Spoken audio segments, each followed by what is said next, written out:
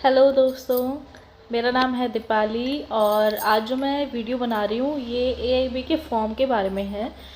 जैसे कि आप सबको पता है कि रजिस्ट्रेशन फॉर्म स्टार्ट हो चुके हैं 11 फ़रवरी से इस 2026 से, और उसके बाद हम लोग सब ने फॉर्म फिल करने शुरू कर दिए हैं, जिसका वैसे भी टाइम काफ़ी लंबा है कि आप तब तक सबमिट कर सकते हो, लाइक 30 अप्रैल तक आपके पास काफ़ी टाइम है उस फॉर्म को सबमिट करने के लिए।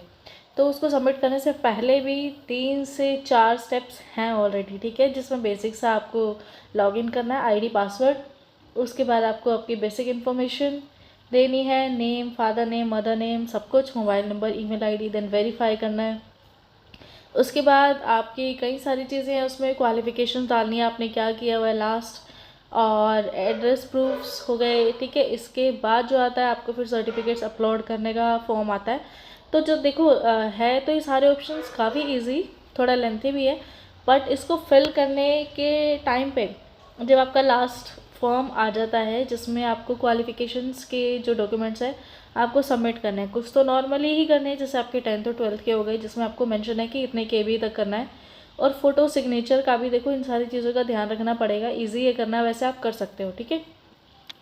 तो मेन जो इम्पोर्टेंट था और थोड़ा टफ था वो था डॉक्यूमेंट्स अपलोड के टाइम पे, स्पेशली जब अगर आप ऑलरेडी लॉ स्टूडेंट हो और आपको सारे सेमेस्टर के डीएमसीज को अटेस्ट करना है, वो भी एक सिंगल फाइल में, फॉर्मेट में, वो भी अराउंड 600 केबी के अंदर, और वो भी अटेस्टेड करने हैं, सेल्फ अटेस्टेड, खुद के सिग्नेचर के साथ। तो आप इन सारी चीज़ों को कैसे करोगे? देखो, मैं खुद 5th सेमेस्टर मेरा जस्ट क्लियर हुआ है अभी, और अभी 6th सेमेस्टर स्टार्ट हुआ है, तो अभी उसके एग्ज़ाम होने हैं। तो इसमें मैंने क्या किया कि सारे सबके स्क्रीनशॉट्स लेके सबका कंप्लीट पीडीएफ करके और उसका प्रिंट निकाल के उसको सेल्फ अटेस्ट किया, देन उसको दोबारा मैंने फ़ोटो क्लिक करके और उसकी पीडीएफ बना के उसको अपलोड किया 600 केबी तक, उसको कंप्रेस करके, ठीक है। इस तरीके से किया। सबसे पहले मैंने तो उसको नॉर्मली डिजिटल साइन के साथ कर दिया था, जो कि बहुत ज़्यादा इजी था, पर मेरे को कहीं ना कहीं डाउट होने लगा कि हो सकता है ये एक्सेप्ट ना हो डिजिटल सिग्नेचर, ठीक है। तो फिर मैंने यही बेटर समझा कि उसको प्रिंट निकाल के उसको अटेस्ट कर लिया जाए ढंग से, और फिर उसको अपलोड कर दिया जाए। तो इस तरीके से मैंने इसको किया है, और आप सभी बेटर हो तो इसी तरीके से करना है, स्पेशली डिक्लेरेशन भी, उसको भी मैंने सोचा था कि डिजिटल सिग्नेचर से ही कर दूं, बट फिर लास्ट में मेरे माइंड में यही रहा कि इन केस ये कहीं भी कैंसिल हो जाता या अप्रूव नहीं होता तो फीस भी बेकार जाएगी और ये टाइम भी। तो बेटर है कि उसका भी प्रिंट निकाल के उसको साइन करके ही इसको अपलोड करें, ठीक है।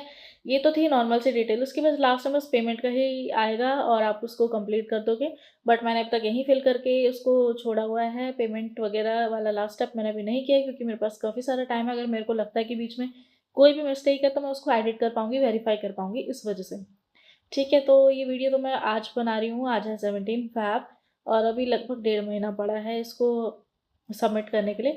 और एक और इम्पॉर्टेंट चीज़ जो मेरे को उसमें पता लगी है वो ये है कि जैसे सुनने में आ रहा था कि फाइनल ईयर वाले स्टूडेंट जो हैं लॉ के, वो भर सकते हैं एआईबी के लिए, ठीक है। तो कई लोगों का ये मतलब था इससे कि कई लोगों ने 4th सेमेस्टर क्लियर कर लिया, वो एलिजिबल हैं, बट फॉर्म फिल करते वक्त आपको इन सारी चीज़ों में पता चलेगा कि 5th सेमेस्टर वाले हैं जिन्होंने 5th क्लियर कर लिया ना, उनके लिए अगर आपका 3 साल का एलएलबी है तो आपको 5th सेमेस्टर तक उसमें अपलोड करने ही हैं, ठीक है। ऐसा नहीं है कि आप 4th